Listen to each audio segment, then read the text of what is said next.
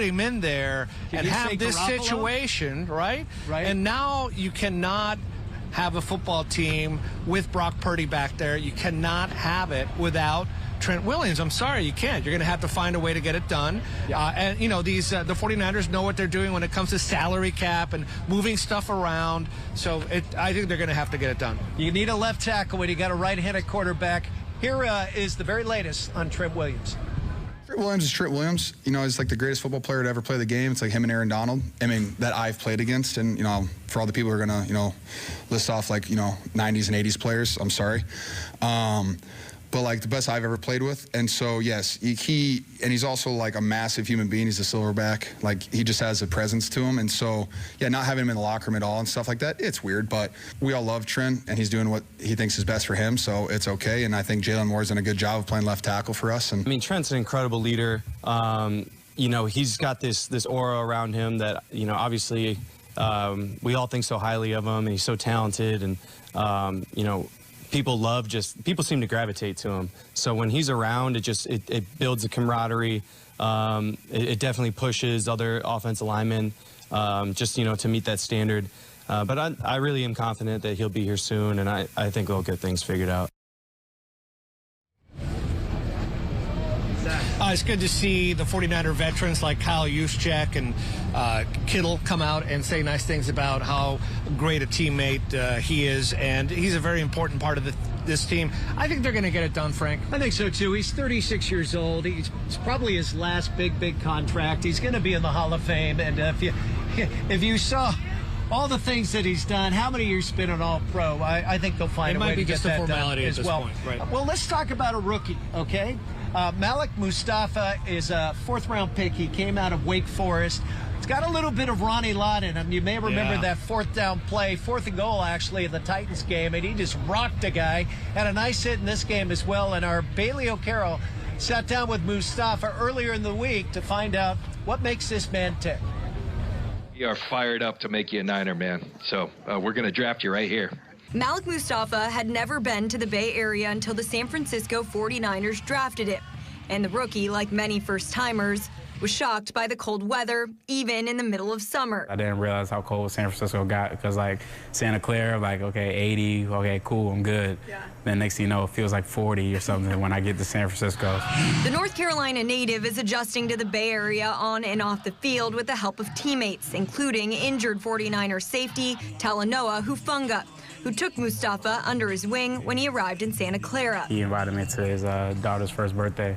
So, you know, it was nice being around his family, things like that.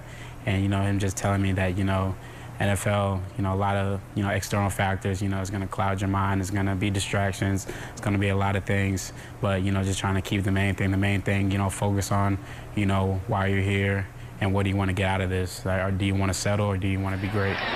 Andy Capone, who coached Mustafa in his senior year at Weddington High School, isn't surprised by his fast success or ability to adjust to the big stage. We knew we had a star, you know, but I also think just how he carried himself day in and day out was, you know, something that we're proud of and something that he should be proud of, and I know he is. To understand why, you'd have to travel more than 7,800 miles to Nigeria, where Mustafa's 2 younger siblings live with his dad. They kind of came into my life at a young age and, you know, changed my life for the better.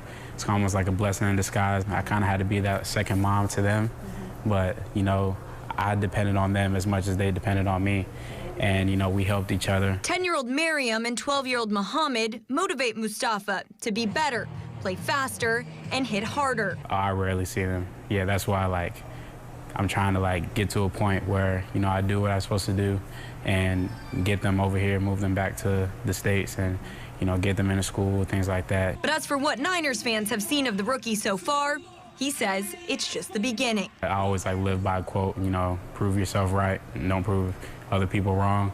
And, you know, I don't think I've arrived at any way, shape, or form, but at the same time, I feel like I've taken a step towards the right direction. That's Malik Mustafa. He's such a fast player. Oh, my God, and a fascinating guy with quite the background, too, and a scholar. Let's check in with Bailey. You were mighty impressed. I remember you came back from the Niners camp on Wednesday and said, this is a guy we need to know. Oh, yeah, he will certainly be a problem for other offenses, that's for sure. And we just got out of the locker room. I asked him if his siblings were able to watch the game tonight. Remember, they are all the way in Nigeria, almost 7,800 miles away, so many time zones away, too. Here is what he had to say. I got some text from them on WhatsApp, like, hitting up my dad. He saw the article as well, so, that was awesome for them. And my brother's been spamming me, obviously, seeing it. So they definitely saw little bits of it. Probably stayed up really late to watch it because, time difference. But, just love them to death. I'm glad they were able to watch their big brother play. Oh, my brother's going to think I'm the best player ever. So, he's just going to think, oh, Malik, look at Malik go. But his sister pretty much don't care about sports like this. Just supporting her big brother, that's really it.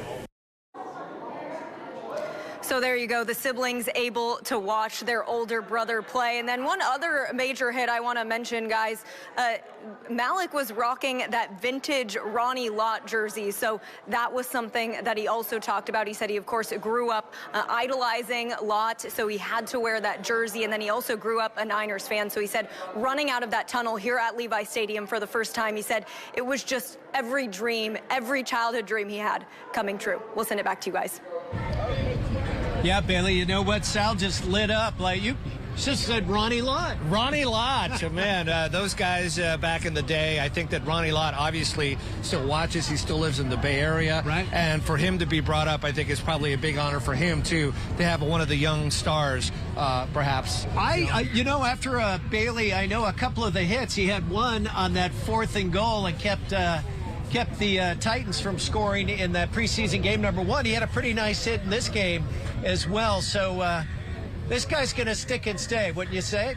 I would say so. And, now it's nice to have this team coming together, right? You can kind of see where the 49ers are going. They made big improvements to their secondary, which I think after Patrick Mahomes Swiss cheesed them at the end of that Super Bowl, I think that they started work on that day to try and improve. You know what? The big thing this year has been injuries. 23 different 49ers currently had injuries this week. A lot of them didn't suit up. A lot of them didn't suit up because they don't want some of the veterans to get hurt, a la McCaffrey, who is prone to injury, and he does so much for this team. But I'm curious how Friday night against the Raiders in Las Vegas, what we're going to see there, Sal. Do you think we'll see the Kittles and the McCaffreys and the Devos? At some point, you want to get them playing, right? But you don't want to play them in the last game before the regular season to give them a break.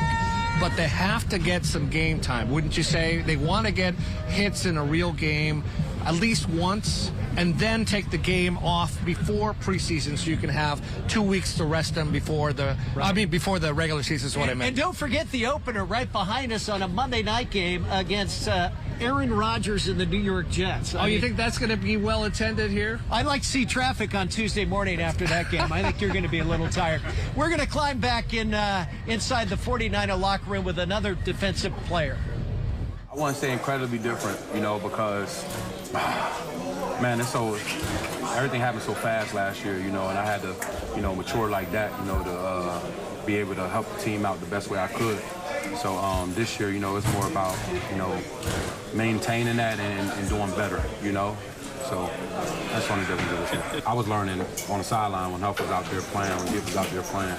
I was watching the game. I was bringing them to the sideline, talking to them, asking them what they see, picking their brains, So I was learning a lot while Huff was out there. But when I had my chance to get out there, it's definitely a different experience going out there and making sure everything you were studying and you worked on, you go out there and execute it.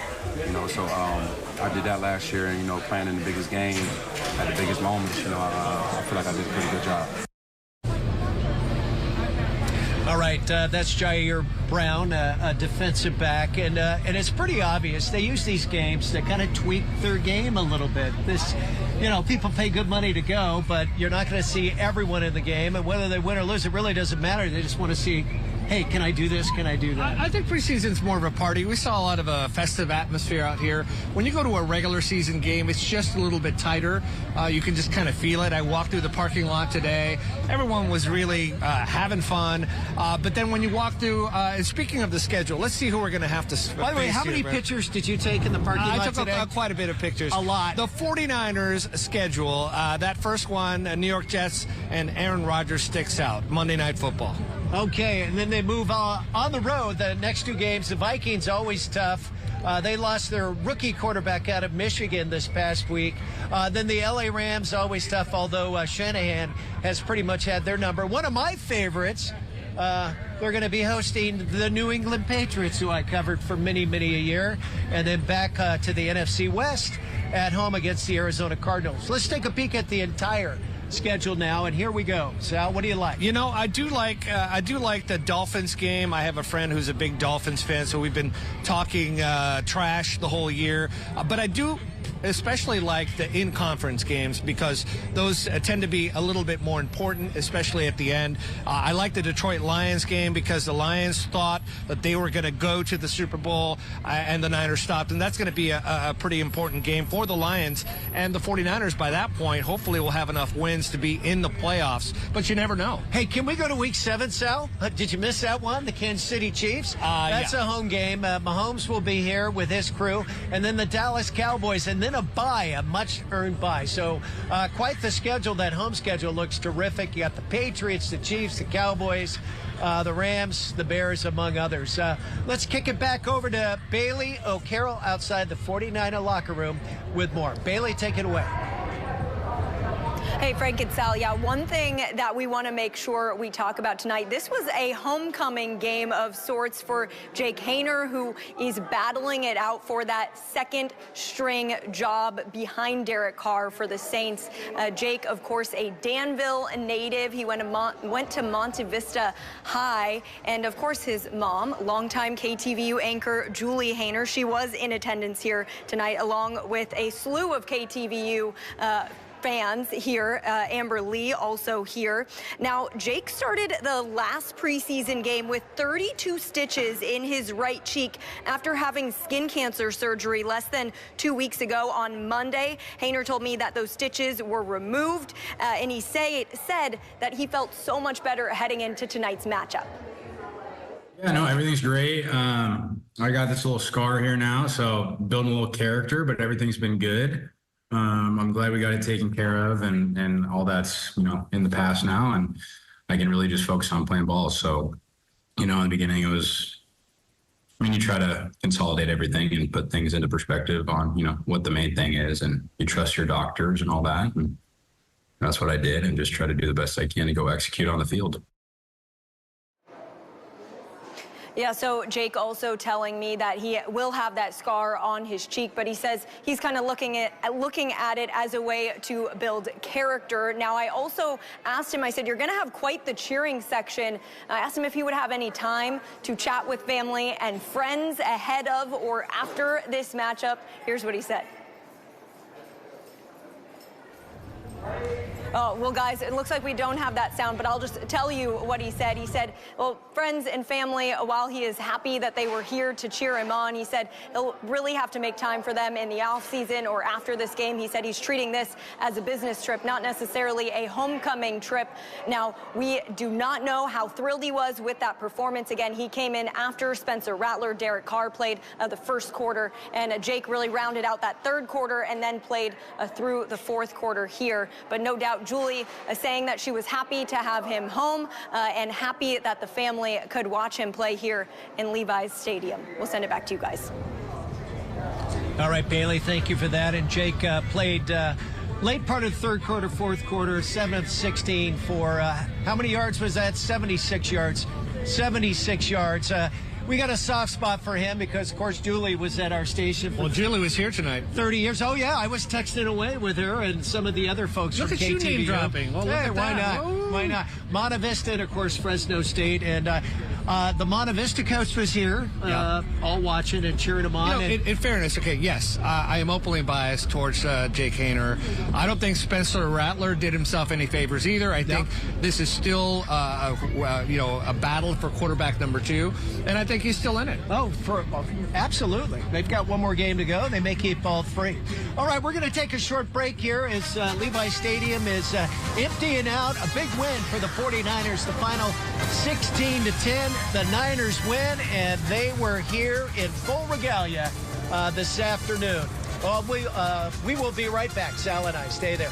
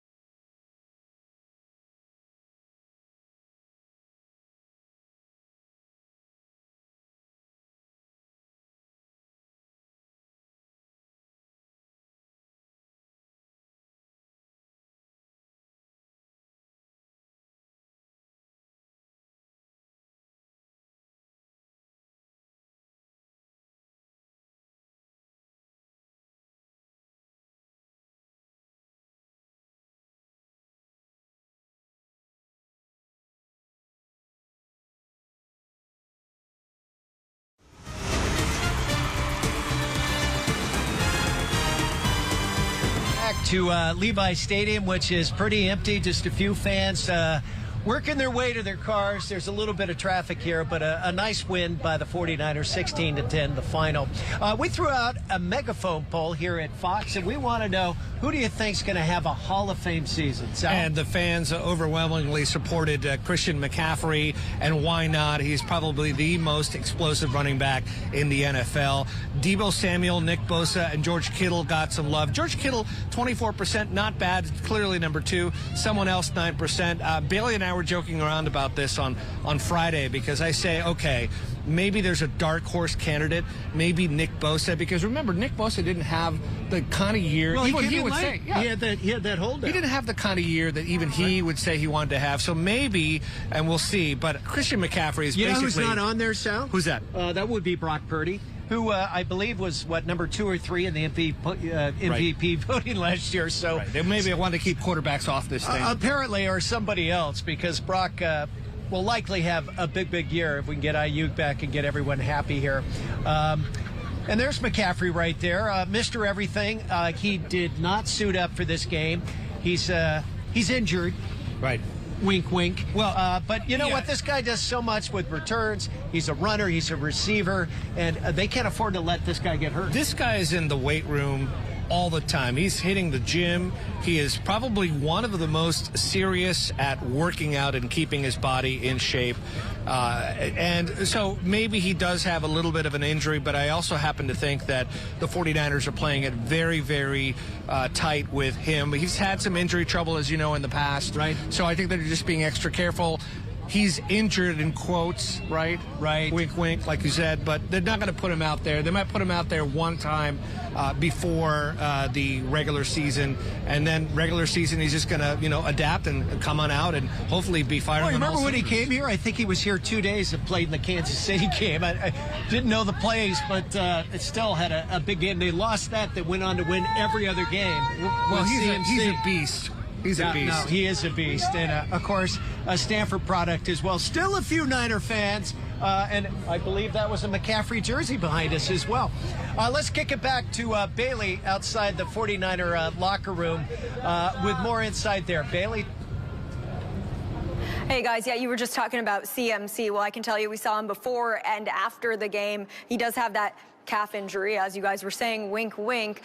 He was wearing pants, so we couldn't tell if he had any sort of wrap on that calf, but he was walking just fine. So I can tell you that we saw him today, both coming and going, and he did seem to be okay. But one other big question, right, the big storyline with this Niners team, that is Brandon Ayuk and Trent Williams.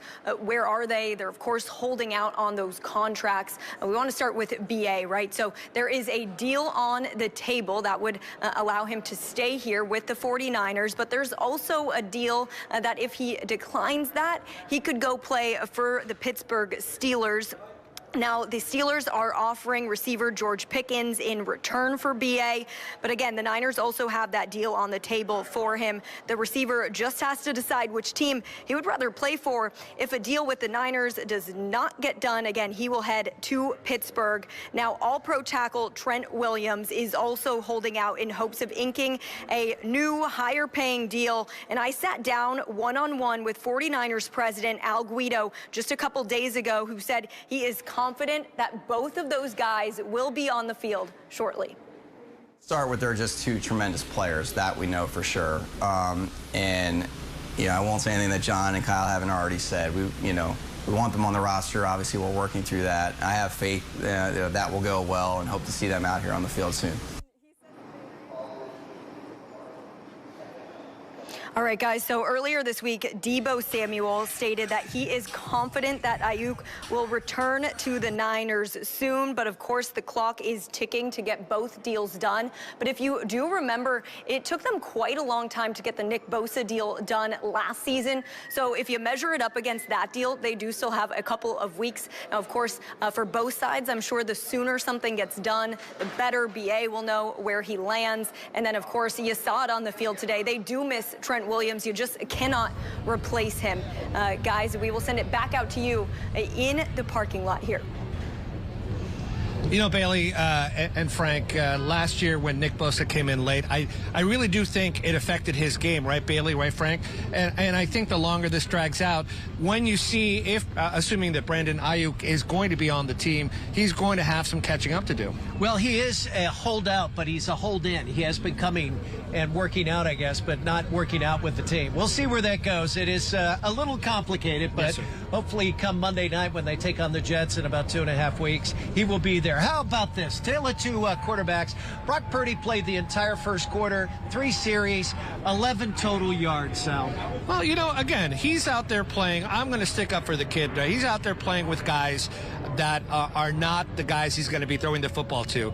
On the other hand, Josh Dobbs, let's put that slide up. Josh Dobbs came out and lit the place up.